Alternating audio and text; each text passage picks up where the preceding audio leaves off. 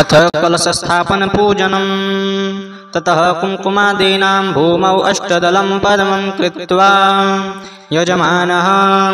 ॐ महि द्यौः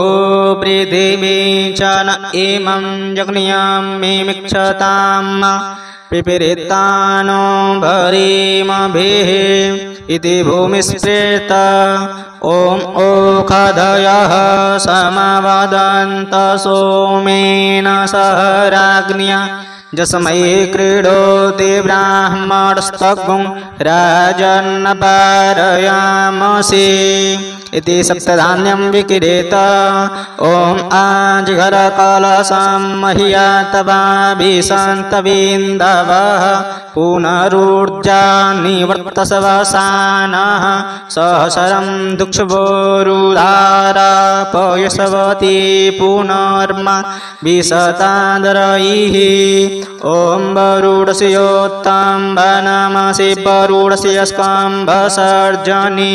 स्थो वरुडस्य ऋतसदन्यसि वरुडस्य ऋतसदनमसि वरुडस्य ऋतसदनमसीद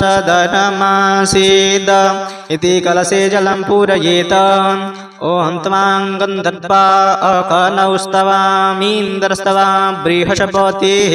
त्वामोषधे सोमो राजा विद्वान् यक्षमादमुच्यत इति गन्धं क्षिपेत ॐ जा ओषधीः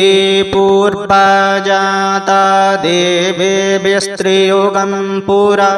मनेनु बभरूढमपुंसतन्धामानि सप्त च इति कलशे सर्वौषधे प्रक्षिपेत ॐ काण्डात् प्ररोहन्ति परुखः परुखसपरि एवानो दूर्वे प्रतनुसहस्रेण सतेन च इति कलशे दुर्वाङ्कुरान् प्रक्षिपेत ॐ अश्वत्थेवो निखादनं पौरडेवो वसतिस्कृता गोभाज इति किलासथ जतसनावथ पूरुखाम इति कलशे पञ्चपल्लवान् प्रक्षिपेत ॐ पवित्रेस्थो वैषड्भ्यौ सवितुर्पः प्रसव उद्पुनाम्यचिदरेण पवित्रेण सूर्यस्य रश्मिभिः तस्य ते पवित्रपदे पवित्रभूतस्य जतकामः पुनेदच्छकेयाम इति मन्त्रेण कलशे कुशपवित्रं क्षिपेत ॐ स्यो न पृथिवीनो भवानिक्षराणि वेशानि जच्छानः सर्मसपरथाः इति कलशे सप्तमृतः क्षिपेत ॐ जाः फलिनीर्जा अफला अपुष्पा जाश्च पुष्पीडे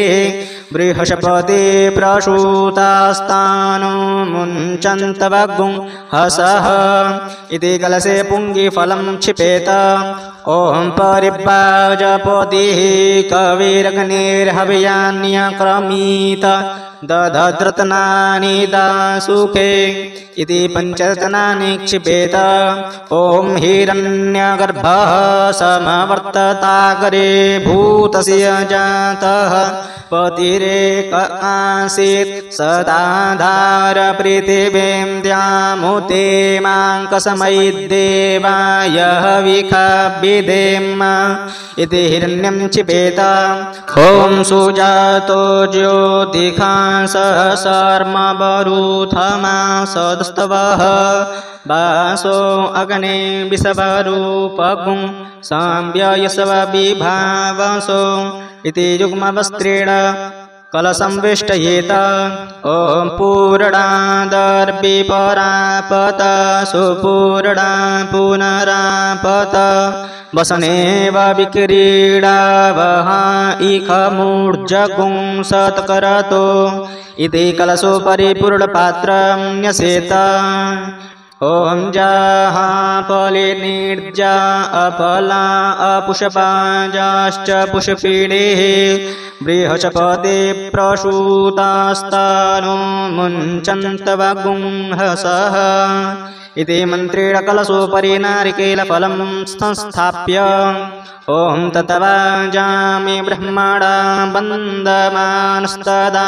सहस्ते जजामानो हविर्भिः अहेडमानो वरुणे हवोध्युरुषगुं समान आयु प्रमुखेः इति मन्त्रोच्चार्य अस्मिन् कलशे वरुणं साङ्गं सपरिवारं सायुधं सशक्तिकम् आवाहयामि स्थापयामि इति वदेत ततः ॐ अपाम्पतये वरुणाय नमः इत्युक्त्वा पञ्चोपचारै वरुणं सम्पूज्येत ततो गङ्गाद्य आवाहनम् कला कला हि देवानां दानवानां कला कला संगृह्य निर्मितो यस्मात् कलशस्तेन कथ्यते कलशस्य मुखे विष्णुः कण्ठे रुद्राशमाश्रितः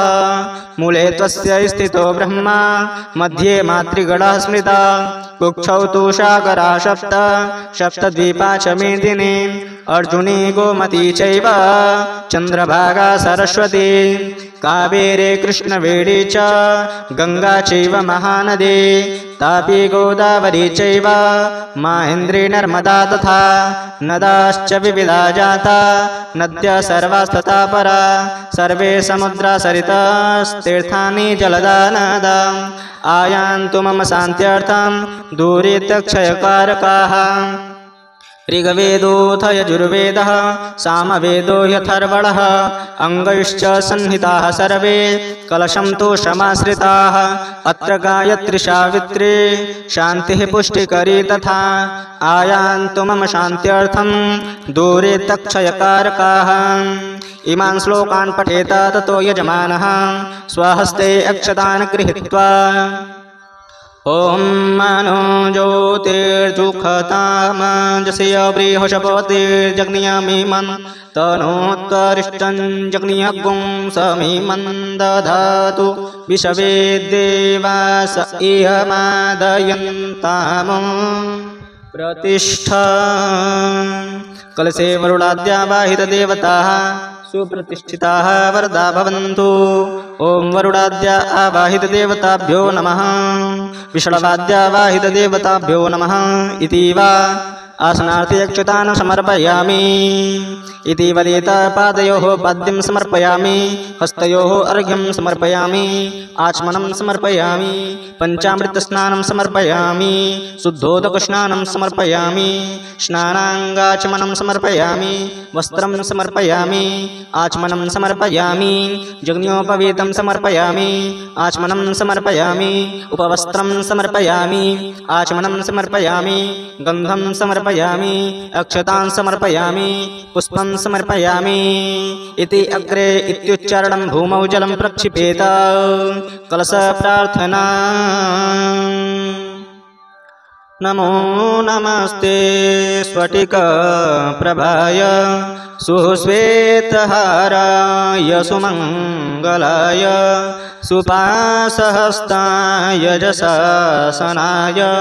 जलाधिनाथाय नमो नमस्ते पाशुपाणि नमस्तुभ्यं पद्मनिज्येवनायक पुण्यः वाचनं यावत् तावत् त्वं सन्निधो भव इमान् श्लोकान् पठित्वा कलशं प्रार्थयेत इति कलशपूजनं समाप्त दक्षिणहस्ते जलम् आदाय ॐ अनेन कृतार्चनेन वरुणाद्यावाहितदेवताः प्रियन्तां नमः।